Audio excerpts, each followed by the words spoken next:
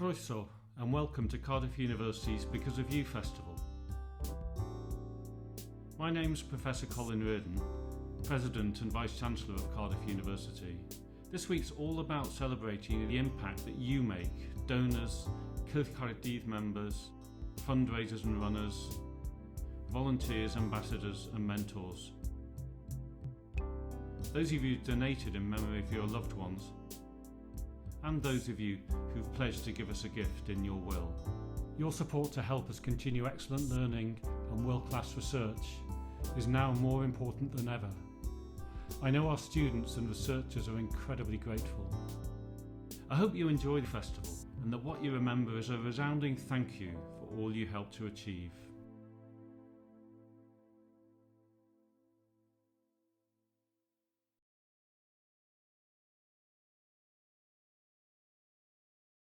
Good afternoon, I am Hannah Sterrett, Alumni and Supporter Engagement Officer from the Development and Alumni Relations Department at Cardiff University, and I am delighted to be able to welcome you this afternoon to our lunchtime talk with fellow Cardiff alumni Peter Gillibrand, who graduated with an MA in Broadcast Journalism in 2020. Today's talk title is Finding Your Voice and Fighting for Justice. I'd like to start by welcoming Peter and thank you so much for being here with us today. You were the recipient of the Dr. James Thomas Scholarship during your MA studies and following graduation became an LBC Broadcast Journalist. So welcome, thank you very much for your time. What a year to be a journalist. So let's find out how you got where you are today and your experiences since. Thank you so much for the invite to speak to you today. It's obviously a pleasure to come back and speak to my old university. Yeah, well, to start with that, I think I need to start with the beginning. I don't want to go too long into it, but I grew up with an autistic brother, and I found every day, every week, I was questioning something about life, about why I had to fight for my autistic brother. And I did an undergrad. I was going to go into a job in the government, and then I realised that's not what my life was destined for. And that sounds really cheesy.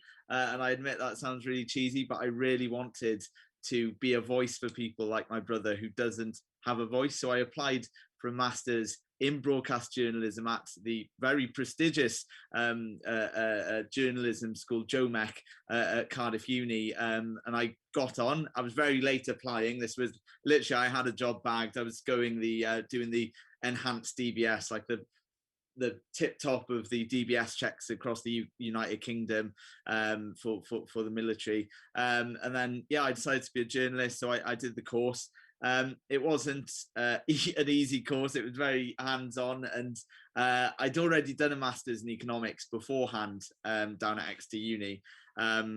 So in terms of the finances of it, it was pretty much chasing my dreams. These stories of, you've got to go through a bit of hardship to become what you want to be. And I'm very privileged to have done 2 masters. I know not everyone does that, and it's very greedy of me, to be honest. But I knew I had to do this. And, I used to do public speaking at young farmers clubs and public speaking in the Eisteddfods. And I used to be all right at it. So I thought, let's combine my passion and let's do it. So I did the course. I was very lucky to have been asked to come into the studios here in Cardiff. I thought it was just work placement, but then it turned into freelance work. And then, I quit my part-time job in John Lewis in Cardiff, which was helping me fund the masters. And obviously the James Thomas Award was very, very, very useful in paying for the dream. Since then I work in the Cardiff office. I newsread for Heart Capital and Smooth, but I do loads of pieces on the side for LBC. Just what a year to be a journalist. As you said, I've been dropped in the deep end. It's the most intense time to be a journalist. And I was, to be honest, I'm very lucky to have the job that I am, because at the moment, the jobs market isn't looking too good, which is very sad for budding journalists. But it's just, with anything, just keep on going. Fantastic. So what was it like, just winding back a little bit, what was it like to come back to Wales for your MA? And can you talk about more detail about the support you did receive from that scholarship? Yeah, well, I'm a Welsh through and through. Siarad Cymraeg, English, bilingual I am. So going to Exeter was a bit of a cultural shock to me, to be honest. And then I came back, it was a bit back to normality, you know, with going out for the rugby and all of that.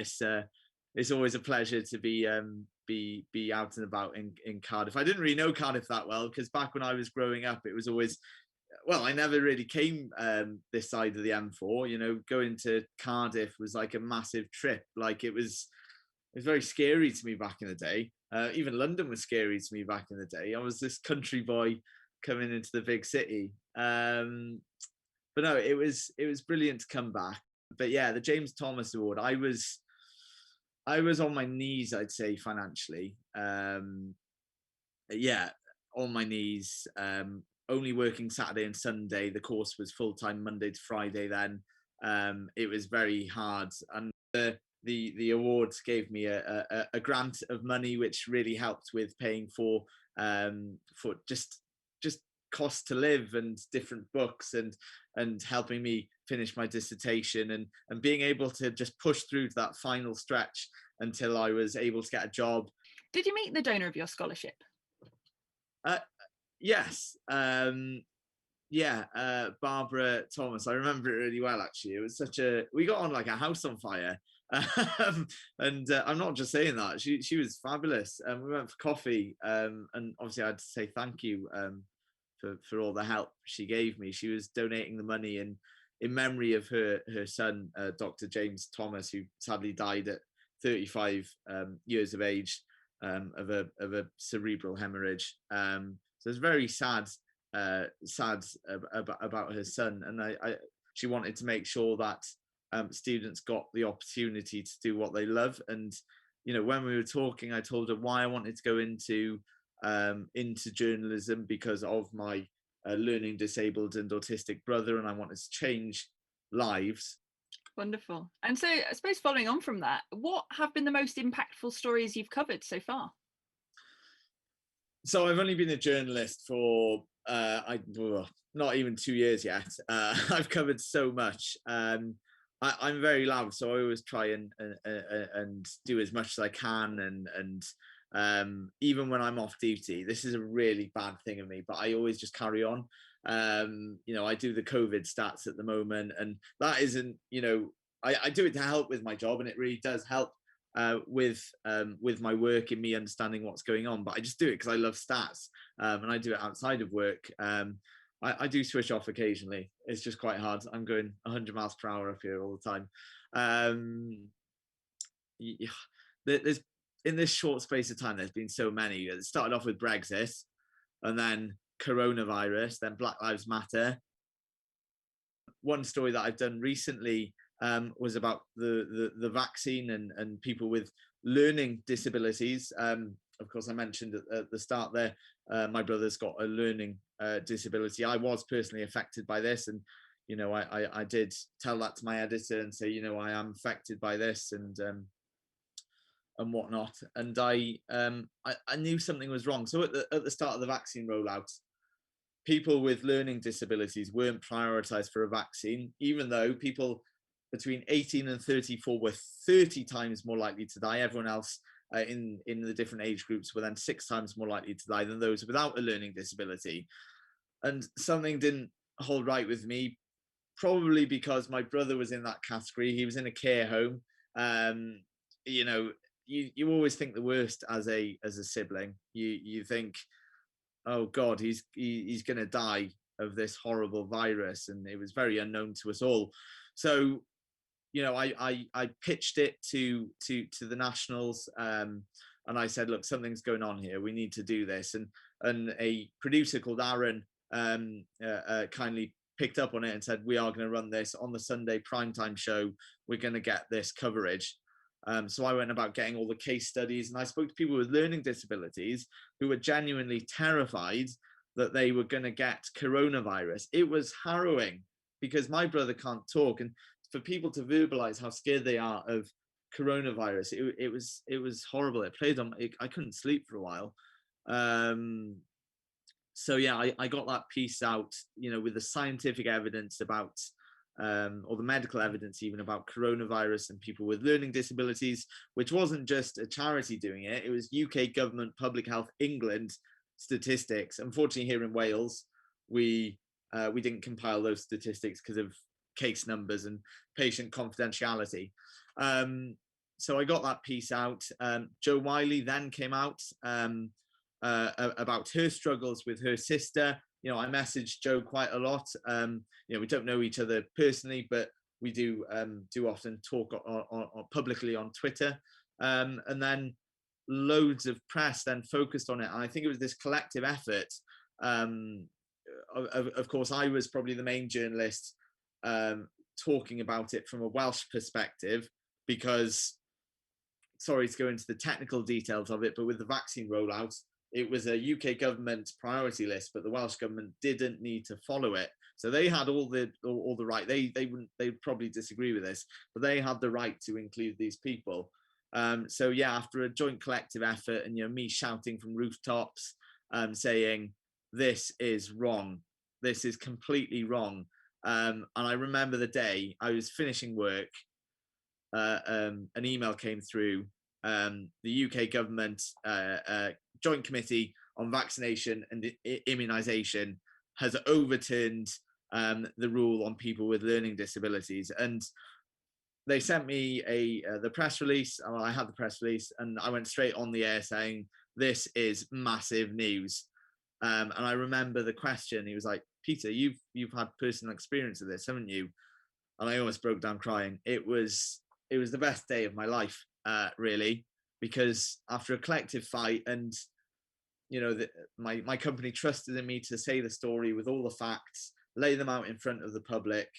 This is what's happening with people across the UK, Wales, Scotland, Northern Ireland, England. And yeah, it was just overturned.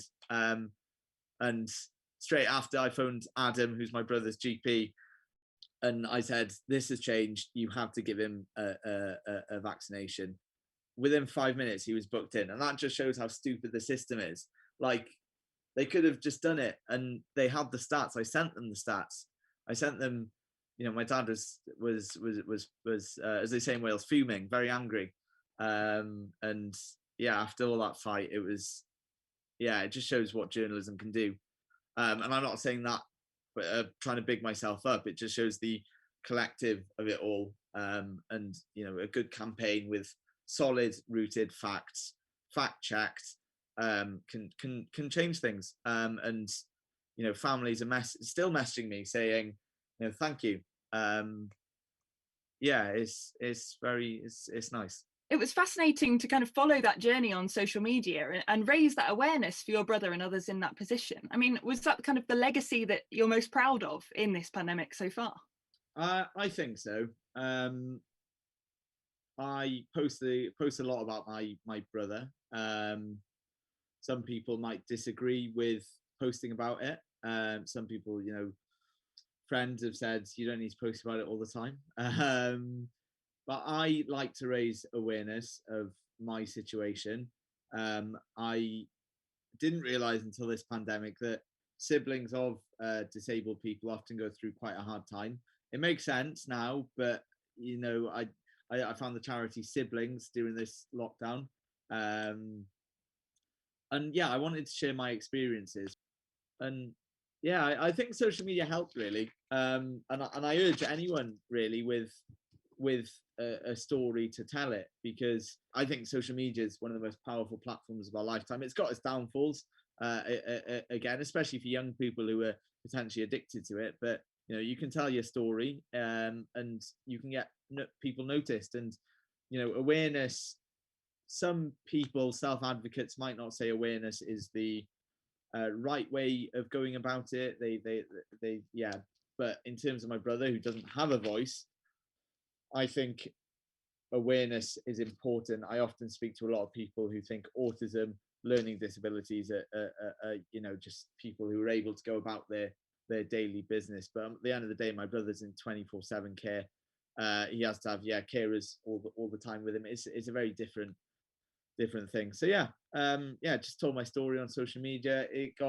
I think it just got solidarity with the community and raised awareness of this vital issue. And I was very privileged to then go and see my brother, knowing he was fully safe from the virus.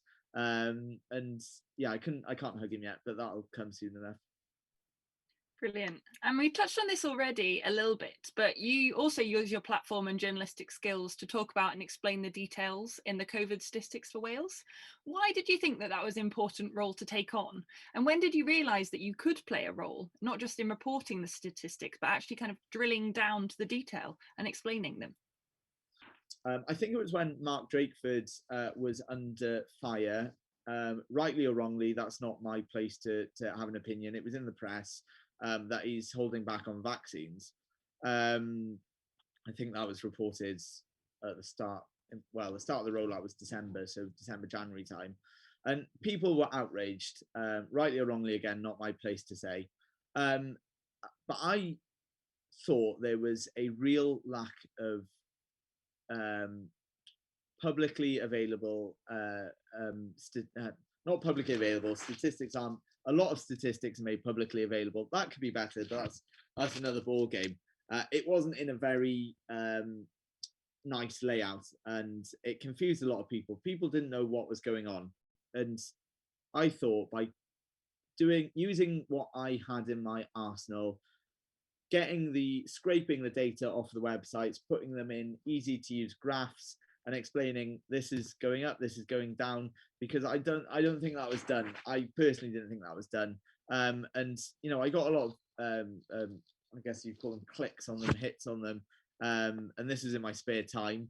And I think people generally really did appreciate them, because they found out what was going on. And I'm really passionate about data journalism, because I think it's one of the most important aspects of journalism at the moment. Data is going to be, it is the goldmine at the moment. It's single-handedly one of the most important things of our lifetime, resources. I won't go into the whole data arguments at the moment, but I think people really need people to explain what's going on if they don't understand the statistics. I think data does help people understand the crisis. That's great. I mean, I've personally found it really useful just to kind of have the interpretation of that dashboard that's reported, because it is easy just to kind of look at headline figures without really having an understanding of what it means for Wales as well. So that's been really useful. So thank you for your work there. Well, that is all we have time for today, but I really would like to thank you, Peter, for your time and sharing your insights and experience this afternoon. And thank you all also to our audience for joining us. At Cardiff, we are so grateful to anyone who donates, volunteers their time supporting students, or as an alumni ambassador, helps to fundraise as part of Team Cardiff, or leaves a gift in your will.